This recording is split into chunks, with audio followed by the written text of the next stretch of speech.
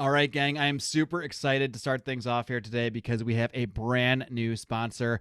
It is Top Lobster. And if you don't know Top Lobster, well, you are missing out because this guy produces some of the, if not the, no, I'm going to say it, the coolest gear. I wanted to give a tip of the hat to our own store, but let's be honest, he's got the coolest Liberty gear out there. I'm wearing some right now. I got this legalized freedom hat for our video viewers at home. I also got the Scott Horton End the Wars shirt, which is freaking awesome. And there is so much more that you can find over at toplobster.com. Guys, this is a brand new sponsor. If you are a fan of the show, a supporter of the show, one of the best ways you can help us out is to support our sponsors. So I want you to go head over to toplobster.com. That is T-O-P lobster, Lobsta.com, and just take a browse. You don't need to take my word for it. Just go check out that gear, and I guarantee you're going to find something, or probably like 10 things that you like. So he's got the coolest Liberty gear out there. We got the Reed Mises Not Mark shirt. We got some Scott Horton gear. We got Tom Woods gear. We got all sorts of awesome gear. He also does the designs for Joshua Smith, so you may be familiar with a lot of his artwork that he does for Break the Cycle. But he is a great guy producing awesome Liberty gear. I literally got a compliment on this legalized freedom hat from the deli counter guy today. So this is a great way to start conversations, to get people interested in these shirts. I actually had a couple people as well out at the bar last week compliment me on this shirt. They probably don't know who Scott Horton is, but they liked the End the Wars message. So you really never know who you're going to connect with, and that's out here in Los Angeles. So please do me a favor, head over to toplobster.com, pick out a shirt or two, and you're going to want to use our discount code. That is ROAR, discount code ROAR, R-O-A-R. Head over to toplobster.com, use discount code ROAR for 10% off your order. We need to empower people with not just the philosophical tools, but the inspiration to break free from the system. Welcome to the flagship Lions of Liberty podcast, your weekly dose of education, inspiration, and real-world application from the top minds in the Liberty movement. If you want liberty, we need to be better leaders, better husbands, better fathers, better friends, better businessmen. We need to be better people. Here's your host, your guide, your shining beacon of liberty, Marc Claire. Live long and live free. Welcome, my Liberty Kitties, to another edition of your and mine, all of our flagship Lions of Liberty podcast. Today's guest with me, you are probably familiar with him if you've been listening to this show, and if you've been in the Liberty podcasting mix for a while here. He is the host of the On the Run podcast over at the We Are Libertarians network. He is also my co-host, my partner in comic book crime, each and every week on the Second Print Comics podcast, and he has recently acquired a new position over at the Badger Institute. I guess we'll ask what that is. I think it's something to do with hunting small rodents, but I'm not entirely sure. He is actually the digital marketing manager there. I am pleased to welcome back Remso Martinez. Remso, are you ready to roar? Baby, I was born roaring. Yeah, you were. Rawr. I think last time we had you on here, you were helping us review Logan's Run. That movie just hit like its 40th year anniversary like the other day from when we're recording this. I just hit my 40th anniversary of Life on Earth not that long ago. Have you gotten your AARP membership at least? You're not allowed to bring that joke over here, all right? Sorry. That's Hashtag crossover. Yeah, this is a true crossover because, as I mentioned, as you guys have probably heard me mention here and there on this podcast, Remso and I, just about a year ago, I think it is exactly about a year ago when we came up with the idea right in the middle of the pandemic, when we started the Second Print Comics podcast, why don't you tell everybody, what is it? What is the Second Print Comics podcast? What does it mean to you, Remso? Well, you see, to me, it reminds me of that time that you were in some type of bungalow in Mexico, and I was in my basement, and we were all avoiding the Rona. And we basically thought that we need to go ahead and bring more cheer and laughter and smiles into the world. And, you know, we do this whole politics thing way too often, and it could be a doldrum of feelings. So you went ahead and reached out to me, and you were like, I've got this crazy plan. And I was like, you know, I like crazy plans. Does it have to do with comic books? And you're like, oh, my God, you read my mind. And that's how the Second Print Comics Podcast Nation was born, where every week we come together for a couple of hours talking about the books that made us laugh, cry, come together from the artists we love and hate alike as we join in fandom with one and all over Al Gore's amazing internet, Mark. I think that does it justice.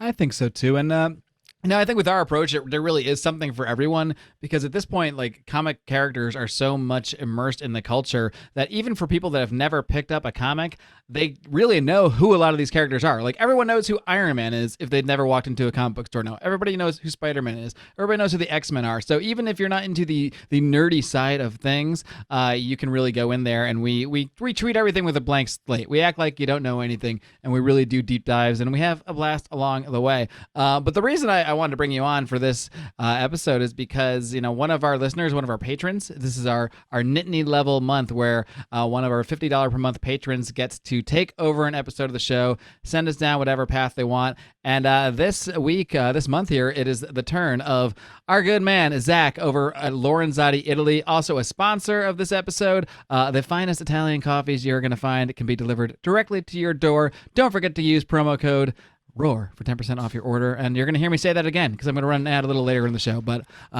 do not forget to check out Zach because he is really he's the sponsor of the show and he is the producer of this week's episode. And Zach really wanted me to dive into some ideas about how we can really get liberty more into the culture, into out there in the culture, out there in the world, because he really sees all these opportunities right now where he knows there's a lot of people that are really feeling sour about the COVID stuff, about lockdowns. A lot of people are primed for being open to these ideas if we can just get them to them. And I think this is something I've talked about with a number of guests over these last months I am certainly guilty of this. You probably are too in your youth, so to speak. You're way in your youth still. But I think when we first get into these libertarian ideas, we get so excited and we see the truth in them so strongly that we need to just beat everybody we can possibly meet over the head with them until they are just so beaten down that it doesn't even matter what we're trying to sell them on anymore because they don't want to buy it because we've just beaten them so much with the liberty stick, so to speak. That's an approach that I think a lot of people have to work themselves out of, and it's probably an approach that I took definitely in my early Ron Paul days when I was just sending everybody who did not want to see them Ron Paul videos, showing people, posting them on their MySpace walls to date myself even further. But really, ultimately, when you look at the success of political movements, and I would say like the progressive movement in the United States over the last 100 years, absolute smashing success in terms of results. They have changed the culture of the United States, the culture of the world in many ways, so that so many things that are completely normal and seem completely normal, they really are far progressive positions, or positions that progressives have pulled so far to the progressive side and for so long that they're not even seen as that. They're seen as normal. And I think that's really what has to be done. The culture needs to completely change so that they start to see libertarian ideas, liberty ideas, as just normal. They don't see them as something they're being sold on. Yeah, absolutely. Everything, from at least like a historical sense, is from the point of coming from almost always a progressive narrative. I actually think that Oliver Stone's History of the United States, I don't know if that was the direct title of the documentary. It's on Netflix. Untold History, I think, something like that. Yeah, Oliver Stone's Untold History of the United States. It's actually a really good documentary if you're watching it from the point of seeing history from a progressive lens. Because if you actually really want to take his stance on all these major events from like the progressive era over to 9/11, he's almost entirely wrong about almost everything. But then again, you could say the same thing about Howard Zinn's A People's History of the United States. Howard Zinn's not a historian, but Howard Zinn went ahead and basically wrote a book that, while it does have components of history, it's coming from the worldview of, all these people are good, all these people are bad, and therefore you got to burn the system down. He was a member of the Communist Party of the United States. Now his book is actually required reading for most public schools in the United States and public universities. So, I actually read that book when I was first getting into politics, like not even really into politics. I would say when I was in my, exploratory phase, when probably in my late teens, early 20s, I started to get that inkling that a lot of the narratives I've been told and laid out to that had been laid out to me, especially in my public school history classes, were kind of bullshit, and I started to sense that bullshit, and that really left me open to what seemed like truth to me, or different perspectives of the truth, because I would see, okay, this stuff that he's putting out here in this book, this isn't stuff I learned in school. This is a totally different perspective, and I really appreciated that work for that reason. Same reason I appreciated the work of Noam Chomsky. But then somewhere along the way, I also started to realize, wait a minute, these guys are feeding me their own line of bullshit as well. Not that it's bullshit to them necessarily. I think they're true believers, but that history is really just the winner's perspective, or sometimes the loser's perspective. It's someone's perspective on some events that happened at some time, but those events and how they're told to us are always skewed by someone's narrative and by probably by their politics, by their culture, by everything else that goes into who they are. Yeah, I mean, I've always said that I love history, but I hate social studies, because when you go ahead and you're taking a social studies course, you're explicitly taking the worldview and mindset from the person that went ahead and wrote the material. Whereas if you're actually taking a big historical account into a certain era or topic, you've got to look at source material. You got to look at hard documents. You got to understand the use of language. You have to understand the whole picture, a survey of the environment. A lot of that stuff is just not involved in social studies. It's, these guys are bad, tell me why they're worse type of situation. And it comes from both ends of the spectrum. But, to say that it's equal on both ends is also just not true. Because to say that conservatives have equal footing in terms of telling a historical perspective, in modern education, pop culture, entertainment, that's just not true. And we get that. I think that, and I might be putting words in your mouth, Mark, but we're kind of right as center compared to a lot of people, especially in the libertarian movement.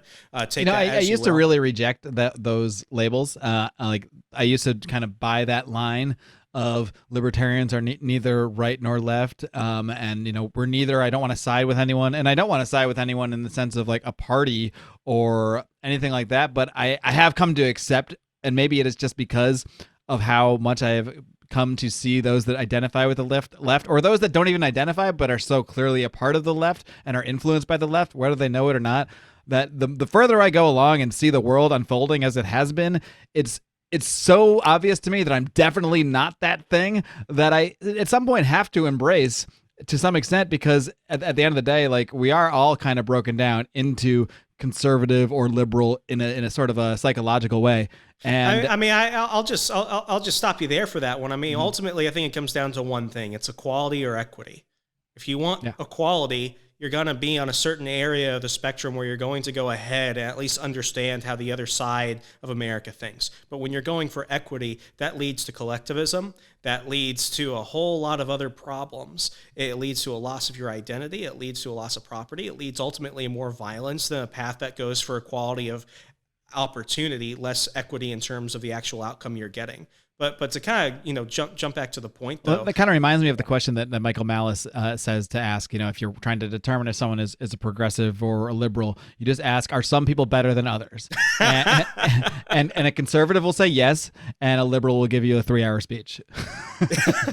I think he's spot on with that. But I mean, to answer your question, when it comes to libertarians, we're great with our conferences, we're great with our white papers, we're great with our lectures, we're great with a few of our viral moments. But in terms of actually getting people to listen to us, not because they hate us and they're looking for that juxtaposition moment to go ahead and poke a hole in our argument, but because they genuinely like us and want to hear what we have to say, we failed at that. Conservatives have always traditionally been terrible at that, but libertarians, it's like we see those sparks where it's happening, but overall, we always just get back into this idea of, we just need to go ahead and lecture more people and provide them more books, and they just need to, read a couple essays on economics. If they just get to page else. 997 of Human Action, then it's going to click. Yeah, and I mean, it's one of those situations where I got to the point, and you remember this from like my Remso Republic days. Mm-hmm. I understood at one point I kind of hit a ceiling, and around the time my book Stay Away from the Libertarians came out, I realized that really the only people I was talking with, both favorably and even the people I was arguing with, they were all libertarians. And it got to the point where I'm just like, something's just not working. Something is just not clicking with people. And this output into the world is just kind of getting into the same people. And that's why I really appreciate what you've done over here at Lions of Liberty, because I've been listening to you since college. I mean, I've said this on my very first appearance on your show. I feel so old in 2015 when I I'm ready for my AARP card. He's starting to tear up. He's starting to feel the gray hair shoot out. But like, there was no other libertarian podcast. And at the beginning, while it really was a show, People don't believe me when I say that. They're like, okay, yeah, real fun. No, there really wasn't. No, it was Mark. It was you, and it was Tom Woods, and he started a month after me. So yeah, and at one point, I found We Are Libertarians a year later, and that was it. There were a couple like shooting up here and there, but that was it. I think Spangle did technically do a couple podcasts just right before we started, but it's not the We Are Libertarians that became, and it's not Wall now. It was definitely a progression, but really that was it. And for many years it was really you trying to create the content that other libertarians wanted. But as your conversations, as your guests, as your topics became more mainstream, you jumped into that, and now you're getting people who aren't always immediately on the liberty train. You've had Ben Stein. You've had other explicit like progressives on your show. You couldn't have done that if you didn't reach out and try and have better conversations with people. Sure, I think one of the first times I really had someone on that was entirely out of the liberty bubble was when I invited Sam Seder on, and he had already debated a couple libertarians. My show with him wasn't so much of a debate. We did go kind of back and forth on things. It was conversational, and that's not what a lot of people were expecting. I remember in the comments in the Lions of Liberty forum, people were like, Mark, why didn't you do this? Mark, why didn't you comment on that? And it's like, that wasn't the point. Yeah. And anybody who's listened to me, like, it doesn't matter if I agree with my guest or not. This is just how I approach a podcast anyway. When I'm bringing on a guest, they're my guest. And I take that word very seriously. Like if I invited someone to my house even if we got into a conversation about politics, I would not start berating them if I disagreed with what they were saying. I would just have a friendly conversation with them and treat them as my guest. So, and a lot of, and that might not be everybody's style, and that's fine. There's other people that will, scream at people. And if you want to hear those people, go check them out. They do good work too. But that's not my role. That's not my style. But I do always want to bring on people that have ideas that I don't necessarily agree with, because I want these ideas to be vetted. And yeah, I think my own progression, like now it's like you're saying, like I had Ben Stein on, and did great, got great downloads, got a ton of positive feedback, mostly positive feedback. Because at the end of the day, I noticed like the negative Nancy's, they really are a small but loud minority. And, I get far more positive comments about almost everything. But there are always the nitpickers out there, the ones that'll say, why would you even have Ben Stein on it? Is he even a libertarian? I think he's a neocon. I think he wants to and maybe you could categorize him as that, but this show is not called Lions of Only Speaking to People Who Are Libertarians, all right? It's called Lions of Liberty, and the Lions of Liberty are me and Brian Odie, and the three of us are even different amongst ourselves, and we're all going to have different approaches to things, and we're all trying to have conversations with interesting people, more so than just specifically about the ideas of liberty, especially now, and this relates right into our conversation about how to get our ideas more into the culture of people, because that is how to actually, that's one way anyway, is to actually engage with other people who don't agree with you, treat them respectfully. I had Ben Stein on, and it wasn't even really a political conversation. It really is more just about life and his own life, and I just find his life so incredibly fascinating, and I hope that people take lessons from him just about how he's lived his life, not necessarily about his political beliefs, but having that conversation with him. And he enjoyed that conversation so much that the next day his partner, his co-host Judah, contacted me and said, Ben really loved the interview, he'd love to bring you on his show. And then I got to go on Ben Stein's show along with our friend Gary Collins, and he brought myself and Gary on to be the libertarians who were representing basically why drug legalization, being against the drug war, which he is pretty much in favor of. Did I go on his show and start screaming at him and calling him a statist and a bootlicker? No, because what would that have done other than, well, it wouldn't even make me feel good, but it might make some other people feel good if I did that. But it was that show of good faith. Right, exactly. How many people who have never heard those ideas spoken coherently, how many of those people who have never heard about Lions of Liberty have now been exposed to it? Right. And that doesn't mean those people are going to become overnight libertarians, but they might start to see someone like me, someone like Gary Collins, who's extremely successful in his own life, and hear us say things that might sound a little crazy to them, but at the same time, they're seeing us have completely respectful conversations. They're seeing us talk to Ben Stein, someone that maybe they've been a fan of for a long time. Maybe they just know him from Ferris Bueller or what have you. And they say, well, okay, it really is in many ways just the image you present. Because when you're interacting respectfully with someone who is well respected in the political world, in the cultural world, as Ben Stein is, that does up the respect that others are going to show what you say and your ideas. So we might see people like Ben Stein, if you're if you're me 8 years ago, you might just look at Ben Stein and say, this neocon, he wants to do this and this and that. But if we want to just, have an interview where I rant against Ben Stein, A, he's not going to come on my show again. B, no, I don't treat people that way anyway, so I don't even want to treat him that way as a human. But C, just in terms of getting our ideas out there, that would be counterproductive to getting our ideas out there. Whereas building that relationship, having a respectful conversation that he really enjoyed, that opened up a bridge to who knows who else. Like you said, we don't always see the immediate fruits of our labor. It's a lot of it is just planting these seeds out there and planting them in a way that other people might just pick them up, and they're going to be more willing to pick them up depending on the package that they're packaged in. If they're in the Ben Stein package, maybe they like Ben Stein. So maybe they pick it up, open that package, and get a little surprise in there, a little libertarian surprise. All right, guys, I got to take a quick break to tell you about our newest sponsor, and that is our good friend, the man himself, Top Lobster. This guy produces the most amazing, most original, most graphically pleasing Liberty gear you're going to find anywhere. I personally have the Legalized Freedom hat. I have the Scott Horton End of the Wars shirt.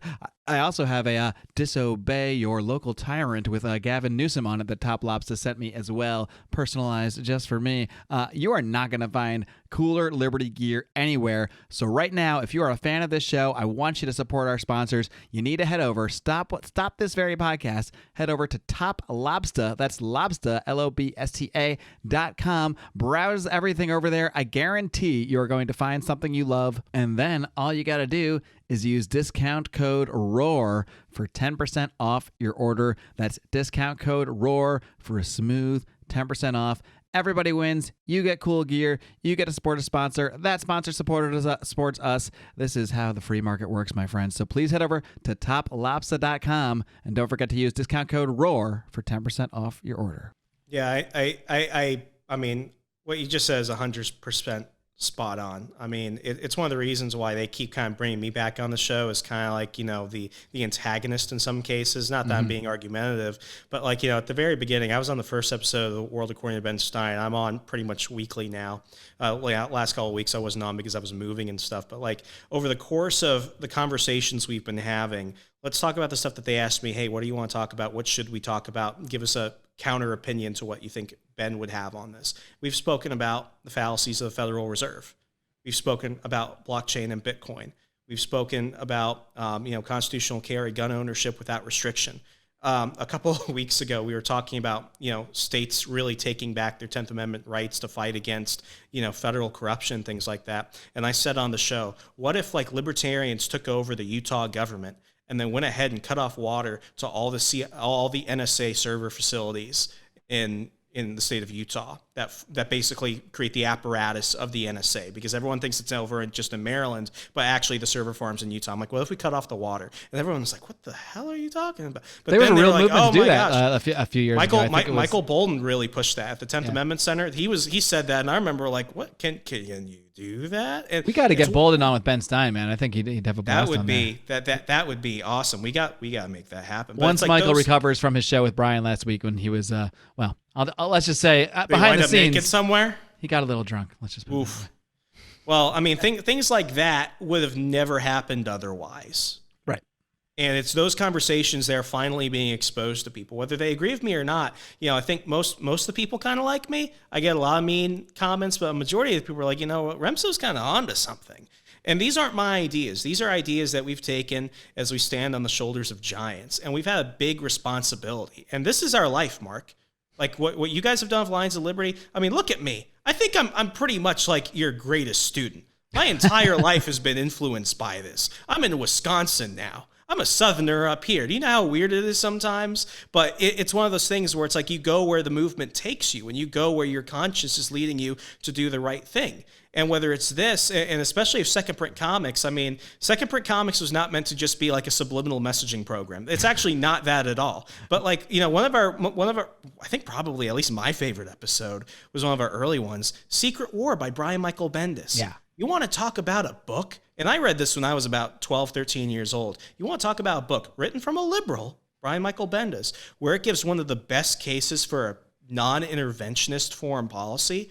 oh my God, how many people within our listenership over there who are Republicans, who are Democrats, libertarians, don't even care, had a conversation about that for the first time. And universally, they were like, one way or another, this is one of the best books I've ever read. Yeah, and I'll post a link to that episode in today's show notes over at lionsliberty.com, because that's a book that I think was literally our second episode. And it was I had to get that early on. Yeah, it was a book that I had never read before. And like you said, like Second Print Comics, we did not start it to say, okay, here's our secret plan to invade the mostly progressive comic book community and subliminally brainwash them with our libertarian ideas. That's not the plan at all. And that's the point, because if that was the plan, then it wouldn't work. The plan was literally to create a comic book podcast that we would like. And I think this just goes to anything you create, whether it's a podcast or a YouTube video or something else. You should create something that you would really want to listen to. And I actually, because I edit the episodes, so I do hear them a couple times. I hear them when we do them, hear them when we edit them. But I actually listen to the episodes. When you sleep.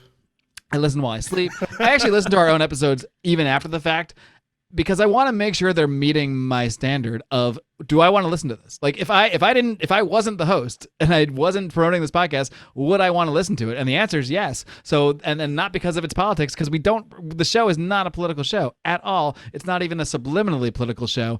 It only is in the sense that Remso and I are who we are, and our opinions might come out naturally. So, we don't hide our opinions, but we're not trying to put them there. They're coming out in the natural course of conversation. And I think a lot of our presumptions about what goes into our beliefs and our beliefs that always filter into our reviews in some way or another, that's just what comes out naturally. And that makes it seem natural, because it is. That's the point. You can't kind of wedge it in there and try to sneak it in like you're acting naturally. You can't act natural. You have to actually be natural. Yeah, and I mean, it's one of those things where it bleeds out in the oddest of ways. And I mean, I looked back at, just the first year's worth of episodes as we hit our 1 year anniversary of Second Print Comics. And Mark, there's a common theme that even I didn't really notice.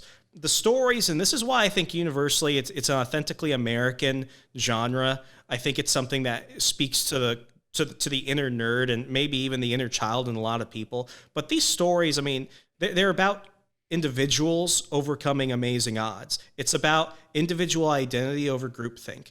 It's about fighting institutions that other people don't want to go near. It's about taking chances on things that are going to give better opportunities for people. It's about sacrifice. It's about moral conviction. It's about heroism. That stuff isn't a libertarian thing, but it's a uniquely individual thing that speaks to all of us, because it's why this genre is so big now. I mean, I remember reading comics in like 8th grade, and women weren't throwing me their cell numbers. I'll put it that way. And now you go out and you'll see a hot chick. It was pager numbers back in my day, but yeah. Oh my gosh, you're so old, Mark. But there are hot kidding. women Chicks now. didn't have pagers. Just my ne'er-do-well friends. All right, whatever you want to say, make yourself feel better. But now you got hot women wearing like Iron Man t-shirts and stuff like that. Yeah. Like the world has changed and the nerds have taken over. Yeah, but, that's part of meandering back. Yes, always meandering back to the theme that Zach sent us down here, though. But that's part of being in the culture is being a part of that culture. And I've been a part of comic book culture, not in a media sense, but in terms of my immersement in the culture since I was 13 years old. And I've meandered in, meandered out, but it's always something that's been there. It's always been a passion of mine. Same thing for you. So my desire to start the comic book podcast came from my desire to get into that segment of the culture and influence the culture in that way. Influence it with my opinions about, what books I think are great, and the kind of stuff I want people to read, the kind of stuff I want people to get interested in talking about. And through that, through elevating our status in that different segment of the culture where we're not there to be political.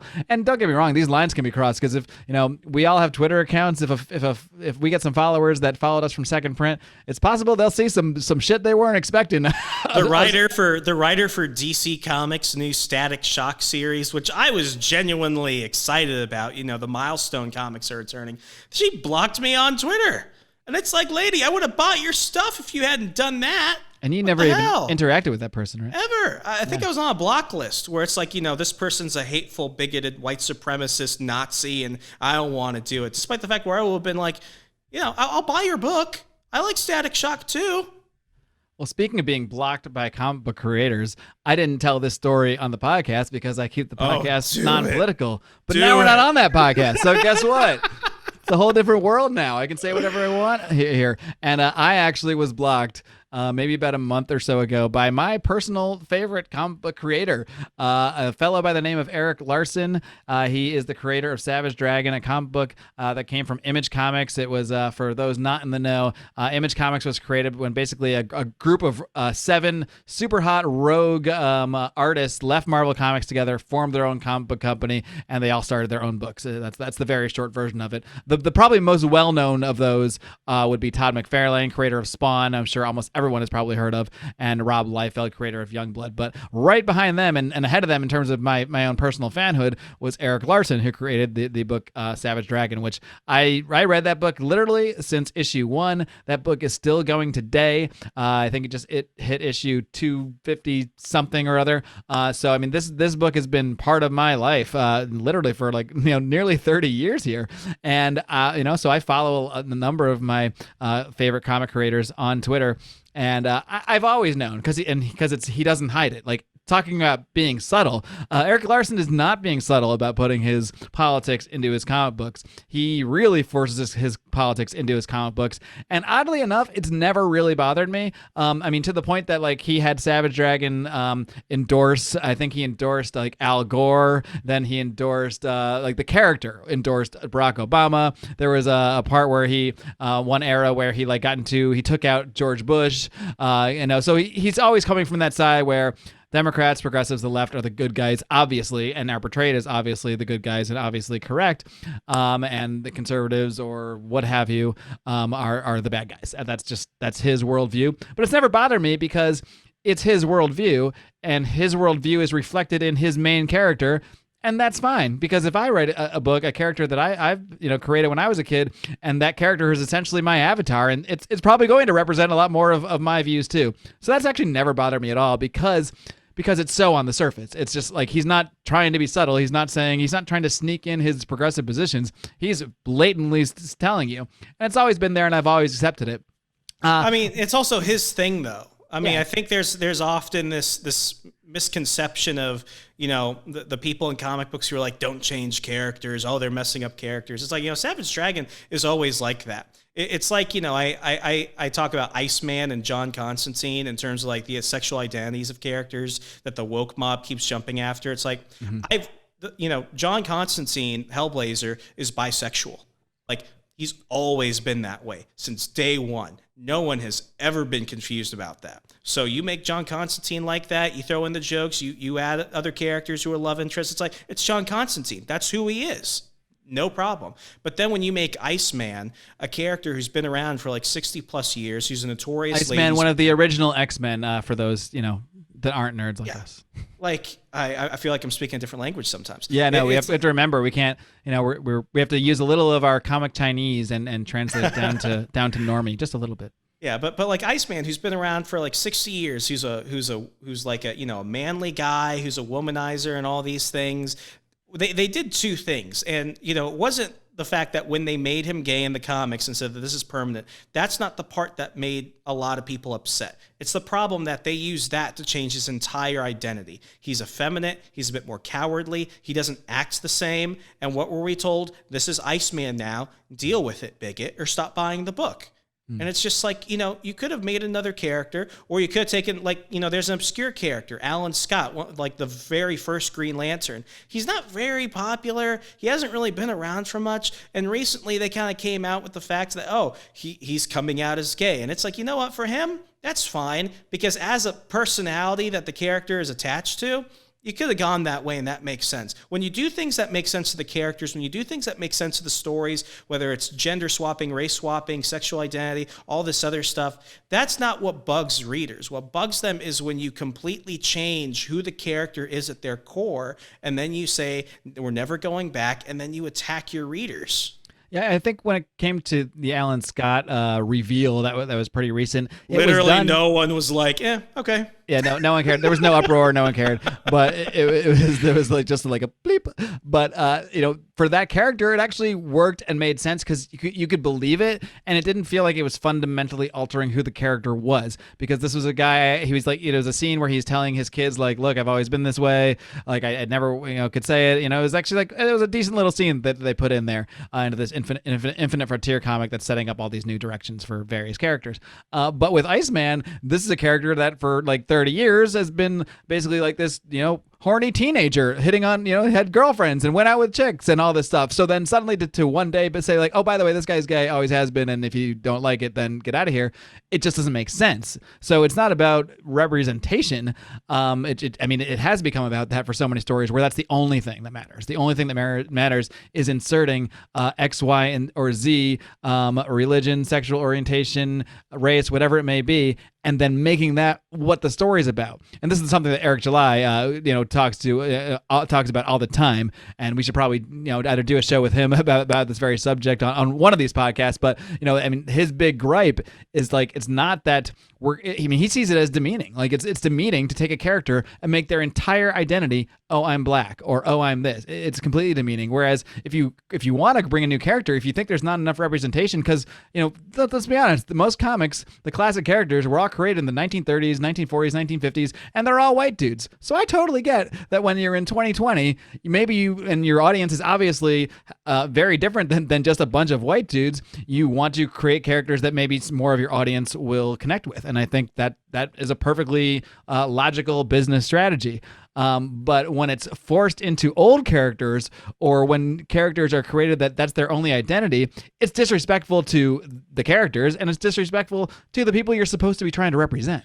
I think the only hard stance where we're like, listen, you're either ride or die, that we have taken on Second Print Comics has been the defense of the hero's journey versus the victim's journey. Yes. And I think this is one of those things where if let's say we had started with, oh, this is a political show about comics, no one would have ever listened to us. But because we built up credibility, because we put in the work, because we developed relationships and trust with people, we were able to show a little bit more about the things we believe in. And, I think that was actually something you got into on a bonus show on our Patreon. I'm not even sure if that was on our public podcast or not. Hey, patreon.com/secondprintpod. Boom, subtle plug. I'm subtle with my politics and my plugs. I brought this up recently. We were talking about like the J.J. Abrams abomination with his son, but and I think it's blended a few other times. But yeah, I did bring it up on a Patreon episode of the rants I do there weekly. But the hero's journey, we all know it. Person goes from obscurity trying to find their place in the world. They encounter a challenge. They go on a journey. They question themselves. They make they fall a little bit. They make a recommitment to their standards. They achieve it. Then they go back to where they came from, a changed person for the better. They have to evolve. Whereas the victim's journey, you see this with Star Wars, and you see this with who I think is like the worst comic book creation of all times, who's sadly... I know who this is. Yeah, who's sadly also written by one of my favorite writers, Brian Michael Bendis, is Riri Williams' Ironheart. Riri Williams is like the Antichrist of comic book characters. I think that's like the most specific way I can get. She's the Antichrist of comics. And that's the nicest thing you've ever said about her. Ever. But she is the victim's journey. She was always great. She wasn't appreciated. She wasn't appreciated by those around her. She had to bring other characters down beneath her to make herself better. And then, because she goes ahead and basically inherits all the things that another hero has done, Tony Stark, Iron Man, she is instantly treated by that society, the Marvel Universe, as a better hero on a moral level and on a acts level, despite the fact that morally they really have no standards, and in terms of action they haven't done anything. But if you dare say that she's not the best thing ever created, you're all these terrible things. And Tony Stark is nothing compared to Riri, because Tony Stark got everything because he's a straight white millionaire male who is also an arms dealer, who despite everything good he's done in the world is inherently flawed and has no redeeming values. Whereas Riri is just great because she's just great, and you need to accept that. Yeah, and you mentioned another one, which I think is probably the perfect example of this concept of the victim's journey, is Ray from the new from our friend J.J. Abrams, who we recently did a whole podcast basically just demolishing him and his son's attempt to write a Spider-Man book. But his new Star Wars films, where I mean that is her entire quote unquote journey is a victim's journey. It's that she's just special. She's born great. She has to go through nothing, and every success she has is due to the failings of some idiot man. Whether it's Luke Skywalker completely falling off his shit, the path has been laid for her, but she herself doesn't actually have to go through anything. She's just great. She's just there already great. In the very first Star Wars, she takes on Kylo Ren and nearly kills him. This guy who's like a master trained Jedi, where she had no training whatsoever. So she's just instantly great, not like Luke, who actually did go through a journey over the course of those 3 films where he actually saw his evolution. No, with Rey, she's instantly great, and it's the same thing again. If you disagree with that, at least in certain circles, it's because you're a bigot, you don't want to see a female succeed, and no, I'm more than happy to see a female succeed. Can you please give her a good story? My favorite Star Wars film is actually Rogue One. Jyn Erso, I was upset that they killed her at the end. I wanted to at least, kill her eventually, but like that was such a great cast, and that's why I'm so excited for the Andor limited series on Disney Plus, where we get to see I think it's Diego Luna. I might be wrong about that. Who's Cassian Andor? Yeah. By the way, for once we have a Spanish actor who's a Spanish character in a film who doesn't have to start off as a criminal. No one ever gave him enough credit for that. But it's like, Jyn has the hero's journey. I remember sitting in theaters. I think of the Christmas before or during the plague or something, where the Rise of Skywalker came out. I'm watching it with my brother, and there's a scene early in the film where Poe Dameron, who's probably the only interesting character in the entire new franchise, is like, Rey, we need you. You're the best fighter in the Resistance. And we turn to each other in our seats, and we're like, can you name a moment where Rey actually did anything? Yeah, like anything of value that actually like really helped people? We never saw any of it on screen. And I guess the most we could give them credit for is maybe we're supposed to imagine that between those 2 movies that happened, except all these movies basically take place back to back to back. So yeah, when did this happen? It never did. They reference events that never freaking occurred to make this character sound more heroic and sound, like more of a hero, instead of just actually having us see a journey from her. And this is something that's become so prevalent in the culture. And, it very much is. And whatever. Oh yeah, we're on Lines of Liberty. We're fine. It very much is an anti-patriarchy theme, because what they always show you with these victims' journeys is that this person is great. They're always great. Why? Because they're female. Why are they going through anything? Because of some stupid man who's fallen off or couldn't accomplish his journey, and this person had to step in to pick it up. And the only journey they go on is rising due to the failure of a bunch of men around them. And I think that is so exactly what the character of Rey is in Star Wars.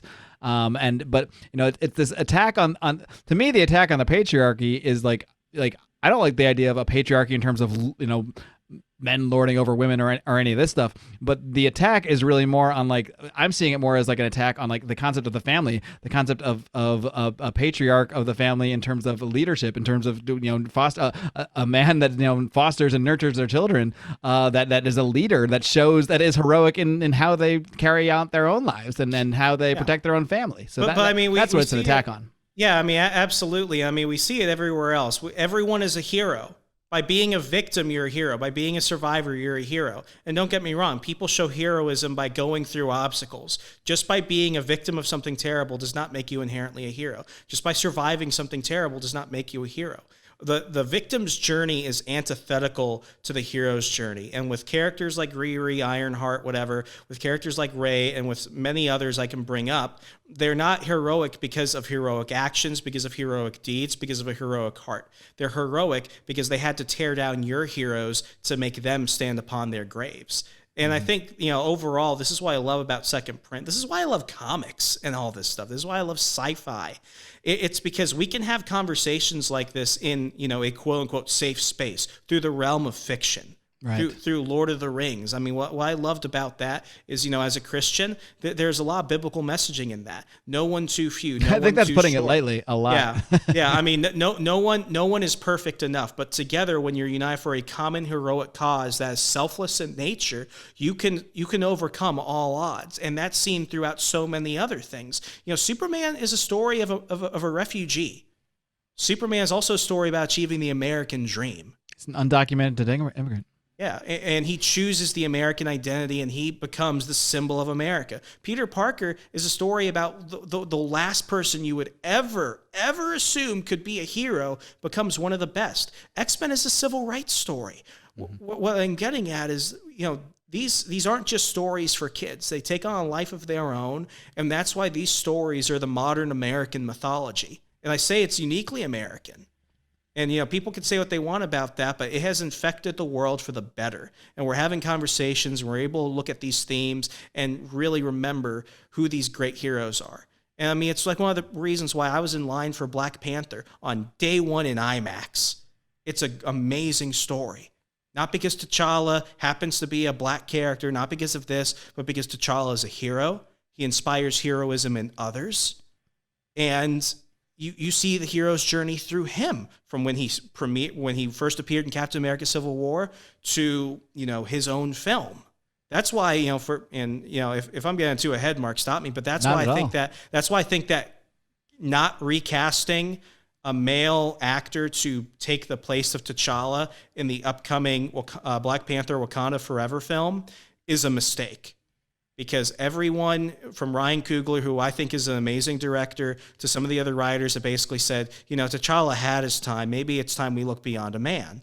And it's like, no, you're not just replacing a man, you're replacing the person. And as much as I think Chadwick Boseman was probably the greatest actor of my generation, not lifetime, but generation, in terms of younger actors who came from obscurity and just skyrocketed. I mean, I remember watching Get On Up. Like, that's an amazing film. And then he did the one where he was the Supreme Court justice and stuff like that. Like, I'm not sure I've seen a single Chadwick Boseman film besides Black Panther. You got to watch. Send me a watch list. I'll check a few out. I will send you a couple of those films. Da 5 Bloods was not that great on Netflix. I wouldn't recommend that. But like Thurgood or Marshall, it's one where he's Thurgood Marshall, the Supreme Court justice. But like, as much as it is sad that we lost Chadwick Boseman, the man, that doesn't mean we need to kill T'Challa, the character. Because now it came from, he had his hero's journey. Now we can go on a victim's journey. And now he can get replaced by the character that just has to step in because he had to fail and for no other reason. Yeah, it would be a stain on the MCU legacy, on his legacy as an actor. I think it's just a terrible decision. All right, guys, before we wrap up here, I got to let you know about one of our great sponsors, our longtime sponsors at Lorenzotti, Italy. If you are a fan of coffee, if you like a nice fresh cup of joe to wake up in the morning as I do, you're going to want to check out our friends at Lorenzotti, Italy. They deliver fine, premium Italian coffees right to your door in these nice little tins that look so wonderful sitting on your counter there. And if that weren't all enough, these guys are great libertarians. They are Patreon supporters of this show. They are absolutely worthy of your support. If that all wasn't enough, these guys do more than just sell coffee. They also help other entrepreneurs set up their own coffee businesses, help them acquire equipment, acquire financing, everything they need to start their own coffee business, start their own coffee shops. So you definitely want to check them out for that reason if that's something that's been on your mind. Either way, just fantastic people at Lorenzotti, Italy. Amazing people, fantastic people. You'll want to support them if you're fans of the show. Heck, even if you're not, if you're listening to this by accident, check them out anyway. They have great coffee. Lorenzotti, Italy. You can find them at lorenzotti.coffee. That's LORENZOTTI.coffee. And you do not want to forget your Lions of Liberty listener discount. Just use discount code ROAR for 10% off your order. Yeah. I just realized I never even finished telling my story about Eric Larson. Oh, yeah! we got on some tangents, as we are known to do, as we do whenever we get together on the Second Print Comics podcast. So it's very appropriate. But I just pulled up my Substack post where I talked about this. So yeah, while I'm plugging, subscribe to my Substack. You would already know this story. That story, I subscribe to your Substack, Mark, because obviously we have to interact in every way imaginable because we have no other friends in our life. But like, that was probably like, that was like like the funniest thing you've written. All I really did was post hilarious. the tweets with a little bit of snark. I'll link to this. I'll shut up. I'll shut up. Keep going. Well, yeah, I'll link to this in today's show notes as well too. But what happened was Eric Larson tweeted, "COVID-19 is not something you want to mess with." I guess I have no problem with that statement. Get vaccinated, part 2. Okay, this is in May 2020. And I responded, as I might to anybody who I follow on my timeline, because I'm not one to try to like get into it with comic creators about politics. But if you're going to put something out there and you're going to make a statement that I actually feel, if everybody takes your statement as a face value, could actually harm people. I really think that I don't want to get into a whole debate about vaccines, but it's indisputable that some people have had adverse side effects and that some people have died due to vaccines. So you are here giving advice and stating it plainly as fact.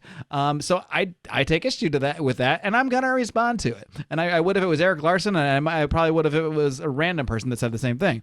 But it happened to be Eric Larson. And so I responded. I subtweeted him. I said, "A weak immune system is not something you want to mess with." By the way, look, I'm not here to shame people. I'm just saying, I don't know if Eric Larson is in the best shape. I don't know if he works out that often. I don't know if he eats good. Maybe he does. Maybe he doesn't. I'm just saying. A weak immune system is not something you want to mess with. Lose weight, get plenty of sun, fresh air, and quality sleep. I was just, it was snarky, but not really, because it actually is good advice. You should actually, it's good advice. You're poking the bear a bit. I'm poking the bear, but I'm poking the bear truthfully. And then Eric Larson subtweets me, and he says, "Whenever I hear a response like this, it sounds like this to me." And he puts in quotes, "A bullet is not something you want to mess with. Lose weight, get plenty of sun, fresh air, and quality sleep." And I just snarkily replied back, "Yeah, because getting shot is just like getting COVID." And then I went to go see if he was responding to me. And that's when I saw the screenshot. Eric J. Larson has blocked you. Wah, wah, wah, wah. Did you frame it? I should frame it, actually. I have the screenshot. I really should. I even posted, "I have great respect for Eric Larson, the creator, and very little for Eric Larson, the man." Which might be going a little far, but it's just Twitter. Whatever. I would still shake his hand if I met him in person. And then I'd be like, "By the way, you blocked me on Twitter." That says enough. Exactly. But yeah. I don't know what the point of that story is, other than just it's fun that we live in a world when you can regularly interact with people that create, like, the idea of me like talking in some way, shape, or form with a creator of a comic book when I was like 13 would seem absurd. Like, the best we could do, you would write a letter into the book and maybe they publish the letter, but you're not interacting with that person. And like, now I can actually like argue with my comic creators online. They can block me. It's just really interesting, the world we live in now compared to the one that I lived in all those ancient years ago. Yeah. And I mean, it's just one of those other things where I think as content creators, we have an obligation to be I'm not going to say we have a higher standard for how we should conduct ourselves, but like, unless you have and I don't know about it, you've never blocked somebody just because of a difference of opinion. No, I can definitely say I have not. I rarely block anybody from anything. Like, maybe I can count 3 people I've blocked. Like, if you're really harassing me in my instant messages, that's when I'm going to block you. And that's only my fiance, when she had Twitter, she got rid of it because she's a smarter person than all of us. She basically found out. So when I was living in DC, I'm a big fan. I'm a big paranormal guy, sci-fi, horror. I wanted to go see a live recording of Lore, which is a big podcast in that sphere. It actually had a TV series on Amazon Prime. I love that stuff. And it's run by a guy named Aaron Mahnke. And Aaron Mahnke is one of these like limp-wrist liberal morons who went ahead and jumped into a blockchain and blocked thousands of fans. And I went on Twitter to tweet at him that I had a screenshot of the checkout cart. I was literally about to buy 2 tickets to go see a live, and VIP tickets to meet him afterwards, live performance of Lore in DC. And when I found out he blocked me, my fiance went and got a bunch of her friends, and they started like ganging up on him on Twitter. And he was like, "Well, I must have been from a block list of intolerant people, and I support freedom of speech." What are block lists? Who gets block lists? Like, block lists are something these blue checkmark types have, where basically if you hate a certain segment of society, you can go ahead and block anyone that talks or follows or behaves a certain way on Twitter. And so if you followed, like, I don't know, XYZ politicians, that could get you on this list, and then people will distribute that list to people saying, if you don't want to if you hate bigots, just unblock these people, and then they just assume, oh, I guess these people vetted this list, so these must all be bigots, and then they block all these people. Yeah, here's the funny part. He tweeted out at me, basically saying, "Oh, this must have been it," but he never apologized. He doesn't apologize. He says, "Oh, I did this," and then he goes back and says, "But I would never do something like that." And it's just like, you think I'm gonna want to support your stuff? And I saw his Twitter, and I ignored it. Hates Trump, hates all these people. You know what, man? It's your opinion. It's America. It's America. This reminds me of the infamous Tom King tweet when he went after Jay Lee. Jay Lee, is that right? Oh my God, Jay Lee. Oh. Jay Lee, something like that. Yeah. You have a Korean American artist who, because he's friends with a few conservative writers, he's suddenly a white supremacist. He literally called him a white supremacist. Literally called him a white supremacist. This is not exaggeration. This happened. Yeah, like we have one rule at the Second Print Comics podcast. We're boycotting Tom King books, but and that bothers me because we both have some Tom King books we like. I've met Tom King twice. I've shaken his hand. And it's just one of those things where it's like, when you're, and this is going back to my previous point, it's like you have to give some people the benefit of the doubt, and you've got to be consistent with your actions. And when you're not, when you do one thing that is like intentionally targeting somebody in a negative way like that, you're going to lose all their support. And it's like, I love SPC for me has been an outlet, especially during the times that have been difficult for me. Job changes, changes in, my life, lockdowns and everything else. It was a place where, because I do a semi-political show and other stuff. My entire life is within the realm of media and politics. It's like Second Print Comics. What I think is what has made it beautiful is the community of people who probably wouldn't otherwise ever be friends or talk to each other, who have come together and are having a great time talking about something that they love. And even when it has to do with something political or cultural commentary or something, we can talk about it as adults. And if I didn't have SPC as an outlet, I would probably not have that outlet anywhere else in my life right now. And I know that's true for me, and I know that's true for the people who support us by downloading, subscribing, sharing, our patrons who actually give us money. It's an amazing thing, and that's what keeps me optimistic about the world. I'm a libertarian. Yeah, that's one part of my life, but there's more to me than that. There's more to you than that, and there's more to them than that. And it's one of those things where it's like, guys, stop the Rain Man syndrome and get back into the real world and engage in the things in life you love. Yeah, we know Wapner's on at 5, but there's other stuff on too. That's all.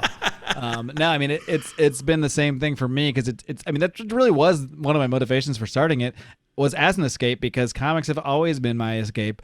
But I really wanted to put more into a project, and I was like, oh man, I don't have time to just read a bunch of comics while I'm trying to start new. Then I had the revelation, wait a minute, what if comics is the new project? But no, I mean, I think what really motivates me with that too is that we've gotten numerous messages and Apple reviews from fans who have said honestly, some stuff that's really been touching. We've got messages from people saying I've had a really tough time in my life, like people that have lost their jobs, had difficult whatever issues going on, especially in this past year that everybody's had a tough time this past year. And we had people reaching out saying your podcast is what makes me smile, your podcast is what lets me escape when I can finally put something on that's not political, that's not reminding me of everything else going on in the world, and actually provide that for me. And I mean, people that have said I got my hours cut in work, but I'm gonna find a way to get you that $5 a month because you provide so much value to me. And that's what we all need to be doing. That's really the point of this conversation here. That's what we all need to be doing, whether it's a podcast, a video series, I don't care. I'm just talking about content, but it could be so many more things. You could be a yoga teacher. You could be whatever you want to be. That is what you want to, that utilizes the skills that you have and the interests that you have and the passions that you have, and try to influence others through that. And if creating something brings you joy, if creating a product or creating a course or whatever it is brings you joy, then there's a decent chance that there's enough people out there that are enough like you that it's going to bring them that joy as well. And that's how you get into a place where you can have respectful conversations with people, because we have people in the Second Print Comics fan zone who I know come from different political backgrounds, different political areas, and we don't really get into political conversations. But that's the point, because when we're all showing respect to each other, when we've all sort of become friends, it's been building a community, just like we've built built it with Lions of Liberty, just like you've built with all your networks, with On the Run over at Wall too. I mean, building these networks, it also builds trust. It also builds a certain amount of respect, so that when we've built this respect, when some issue does come up that's maybe something that came from a story or something that we do have to comment on because it's something in the comic industry, then our opinions have more weight. And our opinions that might have sounded fringe and crazy if they didn't know us, they can actually will say, okay, well, I know Marc and Remso. I just listened to 47 episodes of their podcast. I know they're not assholes and bigots and all these things that I hear people with these opinions are. So now maybe I'll actually listen to what they're saying. Doesn't mean they'll agree. Doesn't mean they'll agree at all. They might vigorously disagree, but they'll do it Somebody respectfully. called me woke on an episode. They're like, Remso's going woke. Yeah, and it's just like, man, like it's just have fun. I think my favorite moment where I really inserted my beliefs, I think fairly strongly, when I came, I think it's episode 4. I'll try to link to that one too. It's Superman episode where Superman he's walking around, whatever. He's going through a spiritual journey, I suppose. He's walking across America, stopping by little towns, getting into trouble basically. And there's this one where he finds these drug dealers, and these drug dealers who clearly they're just providing a service. They're just trying to get by. Doing what they got to do, not harming anyone. Superman goes and burns their houses down. You burns ranted their about houses that down for like the entire time. Not only that, he burns their houses down, and then he threatens them. He says, if he even hears about it, not let alone if it's actually happening, if I even hear that you guys are out here selling drugs again, I'm coming for you. And he like blazes his laser beams at them, like basically threatening to burn these men alive for the victimless crime of selling drugs. But anyway, that was my favorite moments. That was when I was a pure libertarian. Like, the mask is off here.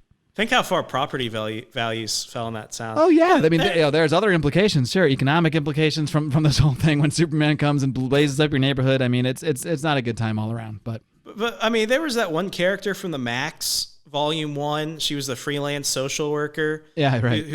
She was like the diehard liberal feminist, and she's one of my favorite characters I've discovered since we did this show. Yeah. And she was actually arguing with other feminist characters within that same context of the book. Because so funny. It's not about even like what characters are saying or what their beliefs are. Does this make sense, and does this add to the character and the story? And I think where both of you, I have problems with a lot of what's been going on, especially with Marvel, but DC, mainstream comics overall, is the attempt to insert woke ideology and woke symbolism as a virtue signal ahead of stories. I don't care if it ends up there in a good story, because these characters are real. People have these beliefs in real life, so I have no problem if characters that hold these beliefs exist in these comics and go through some kind of story.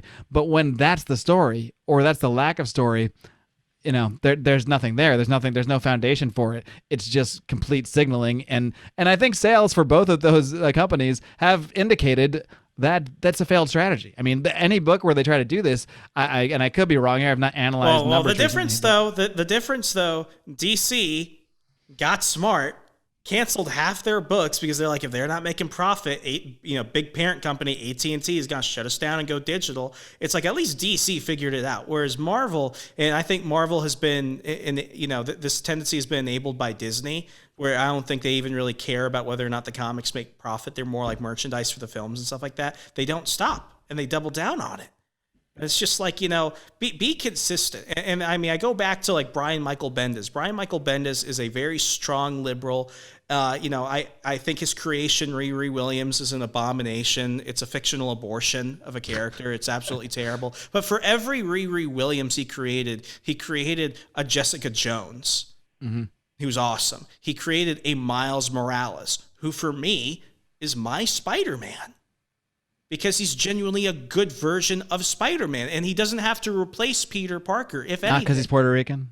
Well, I mean, I'm a little bit biased there. I can't lie, but it's like, Miles wasn't great because he had to be better than Peter. He's great because he looked up to Peter and learned that he had to become his own hero. And that's why, many, especially all the kids who drag their parents to go see Spider-Man Into the Spider-Verse, that's why Miles is a Spider-Man for another generation. Not because he replaces Peter, but because he honors Peter by being himself. It's that individualism that goes into it, and it's honoring the hero's journey. Well, Remso, I don't want to let you off the hook here without getting into some of the other work you've been doing to get the ideas of liberty out there. And so your current role, your current position is getting to do just exactly that. You really are, in many ways, living the dream of a lot of libertarians out there, where you're actually getting paid to work and promote the ideas of liberty via the Badger Institute. So why don't you just let us know, first of all, how that how that position came about and what you guys actually do at the Badger Institute? Because as I jokingly mentioned before, I didn't really know anything about it before you got this job. I just assumed something with rodents or of some kind, but I think there's so everyone has heard of, well, at least everyone listening to this, you've heard of the Heritage Foundation, the Brookings Institute, Cato. What we are is we are a conservative state-based think tank here based out of Milwaukee, Wisconsin. And what we essentially do is we're trying to do the research, we're trying to illuminate the issues, regarding policies that are directly affecting the residents of the Badger State. So what we try and do is we look into economic policies, we look into criminal justice policies, tax policies, policies that are inhibiting people from living their most prosperous lives in terms of individual freedom and economic liberty. And what we try and do is we try and educate lawmakers, we try and educate taxpayers who are voters at the end of the day, so that way they have the knowledge they need to come to the best decisions that they possibly can, while at the same time advocating for these things in a more actionable approach. We have our policy analyst who goes to Madison, the capital of Wisconsin, and will advocate in favor of a bill to go ahead and bring more police accountability to law enforcement, or to go ahead and say, hey, why should you get a license to braid hair? And other things, from transportation to how the lockdowns negatively affected people in this state. It's really trying to get conservatives to remember, or anyone that just likes to live life without being inhibited by the state, that, the biggest change you can make in your life is not always going to be in the swamp. I worked in the swamp for almost a decade of my life, and I feel like ultimately nothing I ever did, whether it was through politics or media, affected anybody. But this is really one of the few times I can say directly that the work I'm doing by getting to be more of a backstage guy supporting such amazing researchers and fellows and advocates is actually making an effect in the lives of everyday people. Because if change doesn't start in your own backyard, you're certainly not going to change the big things that are going on in DC. All right. Well, like I said, living the dream, Remso, getting to work for the ideas of liberty, something our friend Connor, and because I'm a broken record, we have a new podcast out called Free Exchange. It's bi-weekly. I host it with the other amazing staff at the Badger Institute. It's about trying to get these ideas that we talk about on shows such as On the Run, Lions of Liberty, all these crazy things that we want to get out to people and try and get them to apply it to a state and local level. All right. Well, that is that, Remso. That's a plug. Like I said, you're living the dream, much like our friend Connor Jagodas has been talking about, helping people out there when I interviewed him a few months ago to get people out there that believe in this stuff to actually be able to get jobs actually working for liberty and liberty organizations. So it's awesome that you've been able to do that. I don't know how you're fitting another podcast into your schedule on top of all this, but sleep. That's for you and your soon-to-be wife to sort out, I suppose. So Remso, thanks so much for joining me, man. I'll probably talk to you in a few minutes for a Second Print podcast. So it's been a blast. As always, keep up the great work, and I know for a fact you're going to keep on roaring at least every week with me on Second Print Pod. So Remso, take care. Deuces, Mark. Live long and live free.